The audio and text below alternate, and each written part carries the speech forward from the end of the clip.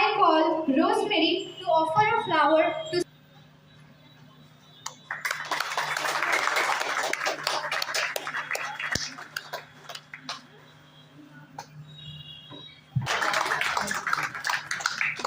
সাথে আমাদের আজকের শিক্ষক সকলকে অনুরোধ করবো করতালির মাধ্যমে শুরু করার জন্য।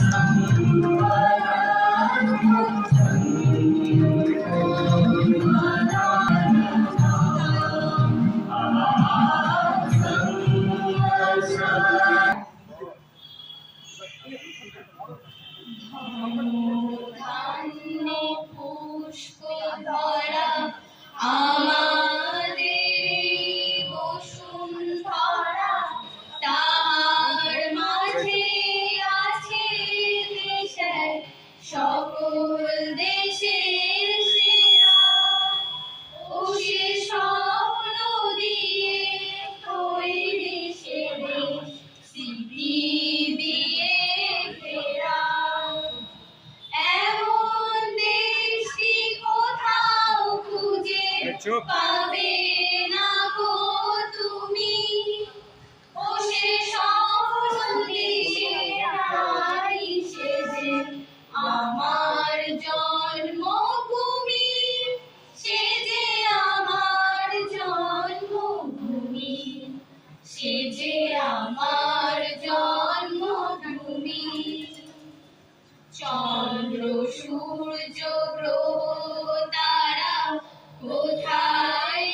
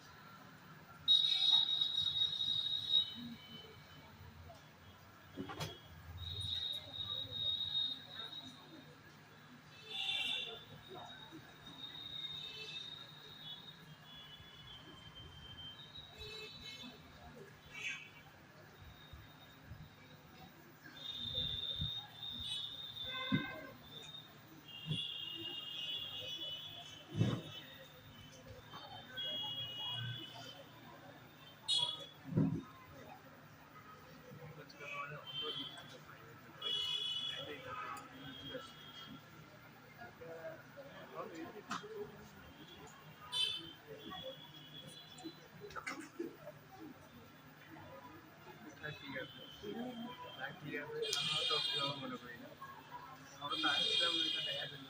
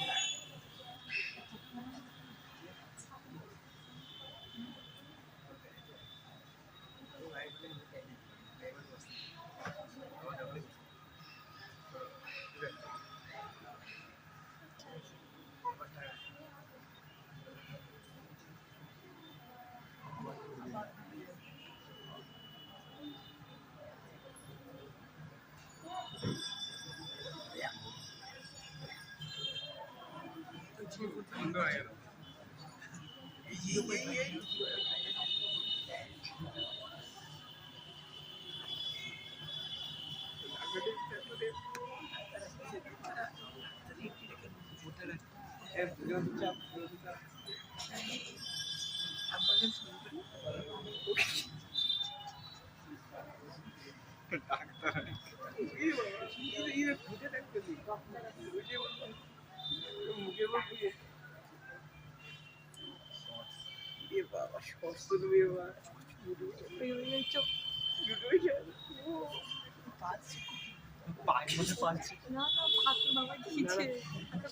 পায়ের গন্ধ শুনতেছে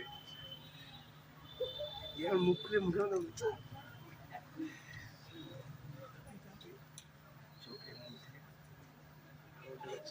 ও হ্যাঁ চোখ অনেকদিন ধরে দেখা ভুলে গেছি এরকম করে দেবের উল্টে পড়ার অভ্যাস নেই তো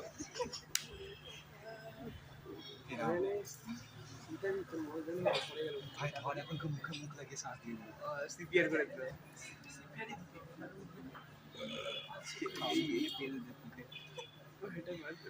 পায়ের মধ্যে আবার পাস আমি যদি চেয়ারে উঠে যাবে ডাক্তার লেগেছে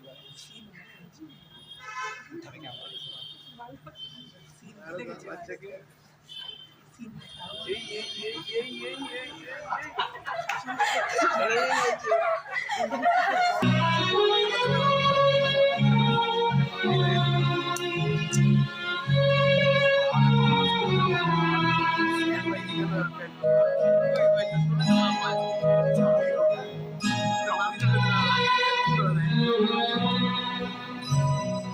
আকাশ ভরা সূর্য তারা বিশ্ব ভরা তাহারি মাঝখানে আমি পেয়েছি মোর স্থান বিস্ময়ে তাই জাগে জাগে আমার গান আকাশ ভরা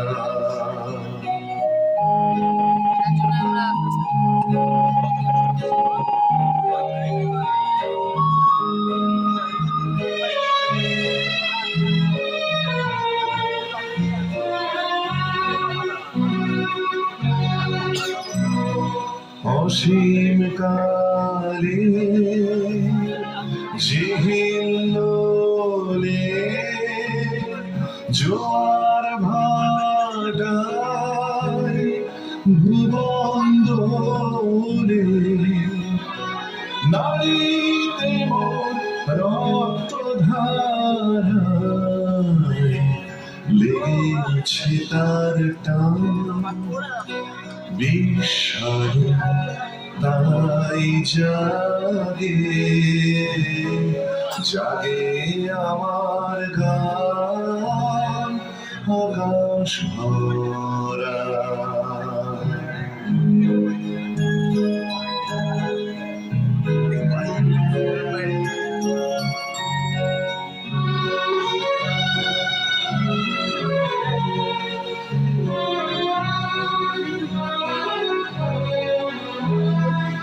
ঘাসে ঘাসে পা ফেলেছি বনের পথে যেতে ফুলের গন্ধে চোখ লেগে উঠেছে মন ভেবে ছড়িয়ে আছে আনন্দের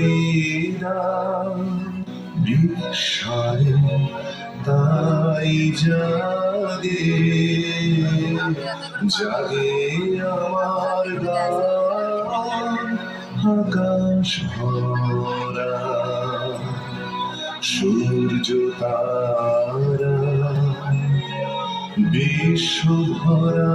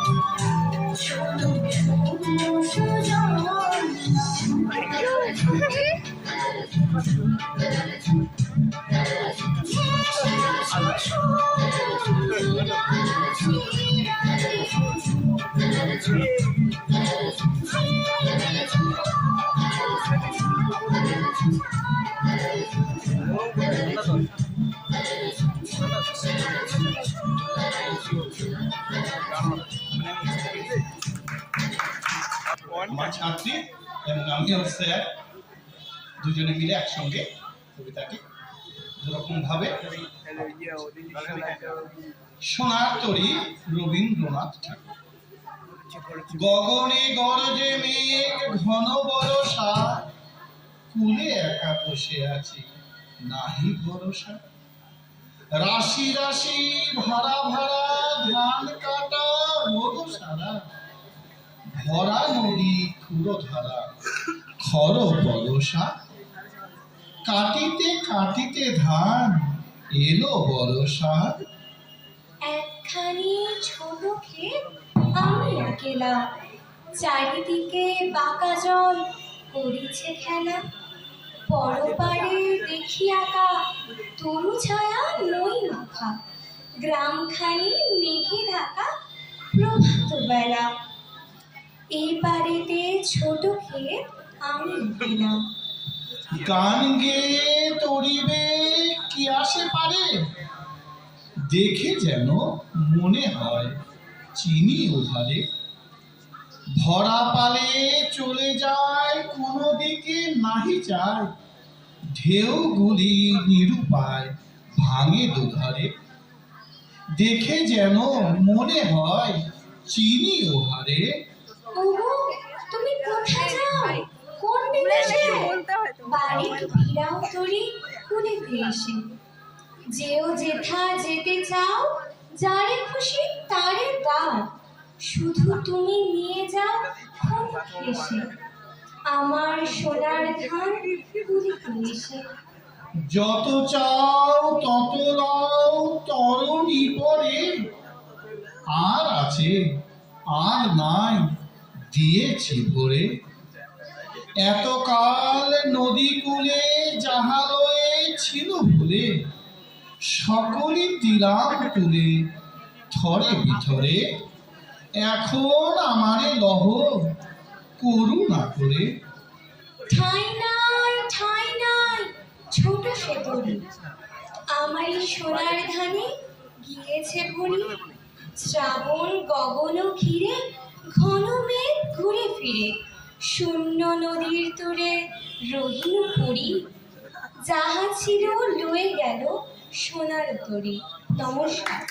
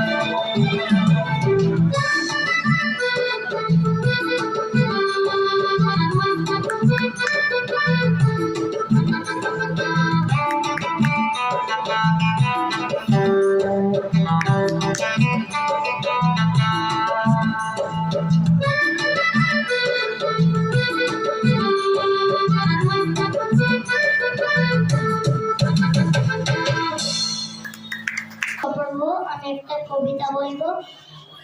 প্রশ্ন, রবীন্দ্রনাথ ঠাকুর।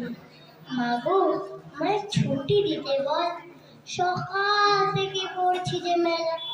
এখন আমি তোমার ঘরে বসে করবো শুধু পড়া পড়া খেলা। তুমি বলছো কি দুপুর এখন সবে, আমার যেন সত্যি হলো তাই। একদিনও কি দুপুর হলে বিকেল বেলা মনে পড়তে নাই? আমি তো বেশ ভাবতে পারি মনে। সূর্য ডুবলো মাঠে শেষে।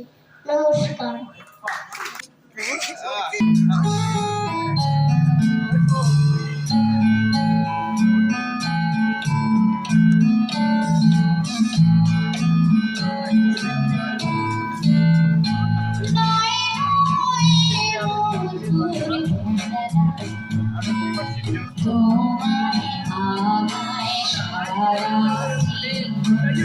সকাল সন্ধ্যা বেলা নয় নয় কি মধুর খেলা, তোমায় আমায় সারা জীবন।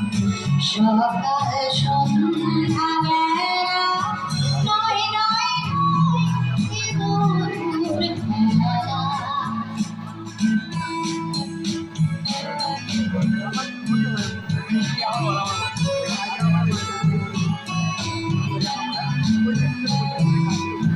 কতবার নিভিলো বাতি, গড়িয়ে ঝড়ের রাতি। কতবার নিভিলো বাতি, গড়িয়ে ঝড়ের রাতি। সংসারে দোলা দিলে সংশয়ের খেলা, নয় নয় এ মধুর খেলা। তোমায় আমায় সারা জীবন। সকাল সন্ধ্যা বেলা নয় নয় এ মধুর খেলা।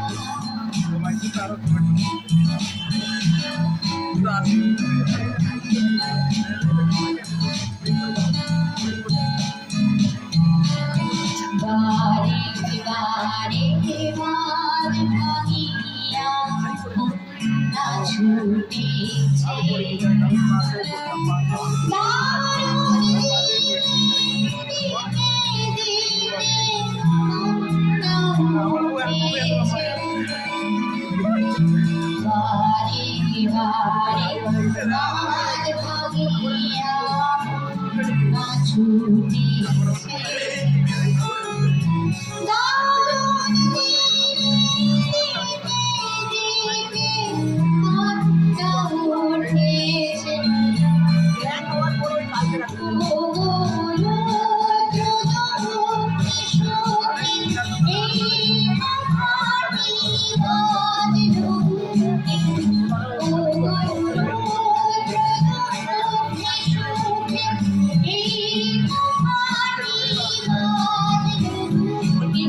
তোমার প্রেমের আকাশ নাই কোনো বেলা, নাই কি মধুর খেলা।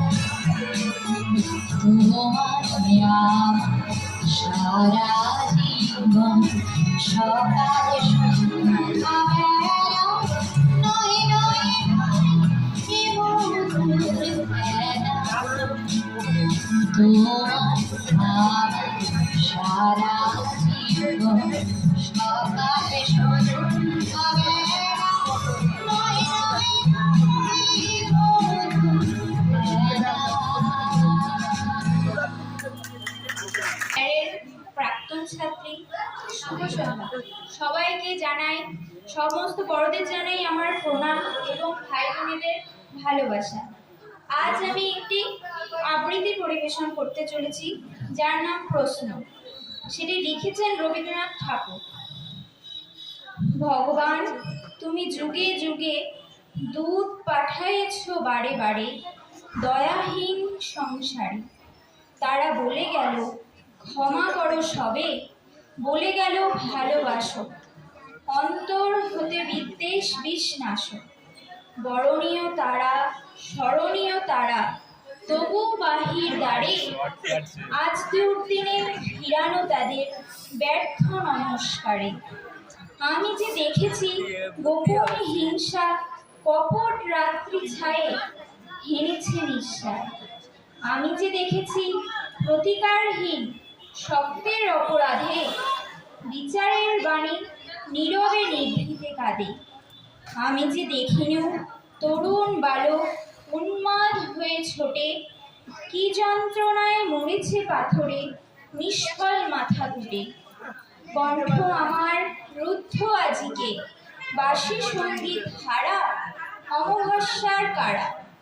লুপ্ত করেছে আমার ভুবন দুঃস্বপ্নের তলে, তাই তো তোমায় শোধায় অশ্রু জলে। যাহারা তোমায় বিষাইছে বায়ু, নিভাইছে তব আলো, তুমি কি তাদের ক্ষমা করিয়াছ? তুমি কি বেসেছ ভালো? নমস্কার। আমি প্রাপ্য সম্মান দিয়ে সামান্য দু একটি কথা বলবো। এটা আমার কোনোদিন অভ্যাস নাই, হয়তো কি বলতে কি বলেও ফেলবো তারও ঠিক নাই। চেষ্টা করবো আমি সংক্ষিপ্ত একটু ভাষণ দিতে। আজকে যে এখানে একটা মহতি কর্মযজ্ঞ চলছে, তার উদ্দেশ্য হলো রাধাকৃষ্ণ মেনন তার আমাদের জন্মদিন উপলক্ষে এই সভার অনুষ্ঠান। ওনার সম্বন্ধে বলার তো অনেক আছে, কিন্তু এখানে সংক্ষিপ্ত সময়। উনি শুধু দেশ না, বিদেশেও সম্মানযোগ্য। যিনি যে পেশায় যখনই যেখানে অবস্থান করেছেন সেখানে তিনি ফার্স্ট বয়। জীবনের প্রথম থেকেই এক দরিদ্র ব্রাহ্মণ পরিবারের জন্ম হলেও তার যে ইচ্ছা এবং তার পরিজনদের প্রচেষ্টায় যে সর্বোচ্চ শিখরে গিয়েছিলেন সেটা কিন্তু অনস্বীকার্য। তিনি যেখানেই যখন যে কর্মে লিপ্ত হতেন সেখানে তিনি ফার্স্ট। আমাদের আজকে এইখান থেকে একটু শিখতে হবে যে আমরা তার পদাঙ্ক কতটা অনুসরণ করতে পারছি। এত বড় দার্শনিক, এত বড় রাজনীতিবিদ একটা লোকের মধ্যে প্রতিভাত হয়েছিল, সেটা আমাদের কিন্তু একটু জানতেই হবে। আর এই যে ওনার উত্থান, সেটা কিন্তু ওনার মায়ের থেকেই অনুপ্রেরিত হয়েছিলেন। সুতরাং আমি এখানে বলব, বর্তমানে সমাজের যে একটা হারা চলছে, আমার কাছে মনে হয় খুব একটা ঠিক নয়। এখানে ঠিক করতে গেলে, সমাজকে পরিবর্তিত করতে গেলে এখানে মায়েদের সবার আগে অংশগ্রহণ করতে হবে।